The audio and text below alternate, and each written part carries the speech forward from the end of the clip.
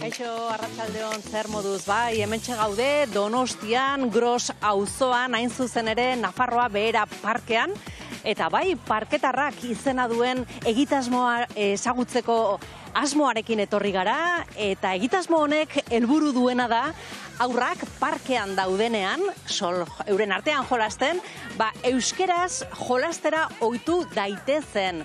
Donostiako euskera zerbitzuak martxan jarritako egitasmoa da, bi hezitzailek parte hartzen dute parketarrak egitasmoan, eta gainera aldi berean Donostiako hainbat parketan burutzen da. Gaur Grosen, orain momentu honetan Grosen gaude, baina Donostiako beste parke batzuetan gauza bera egiten ari dira.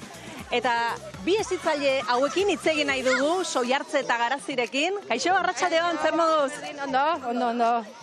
Mangamotzean ikusten zaituztet, berotuta. Bueno, azpitika jertxea dara magu, freskiten du, baina bai, hola jakiteko nondik gatozen, gehien batera ematen dugu kamiseta.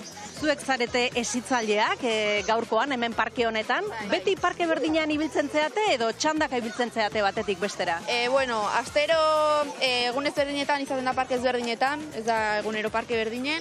Eta adibidez, izaten dire Aldezarren, Morlansen, eta Grosen, hau da Nafarroa Behera plaza, eta gero baita egiten da Katalunia plazan baita.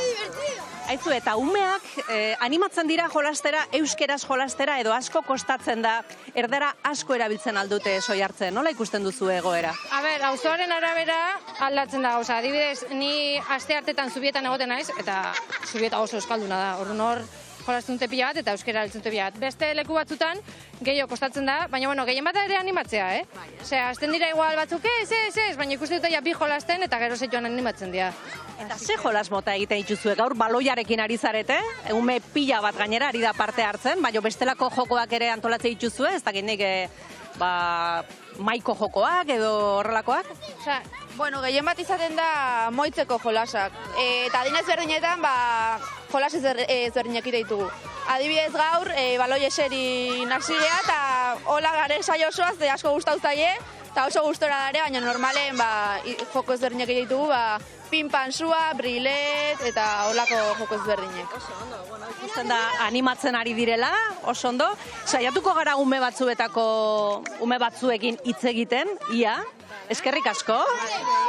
Ia nor animatzen den, kaixo, arratsaldeon, nork erantzungo du? Etorri.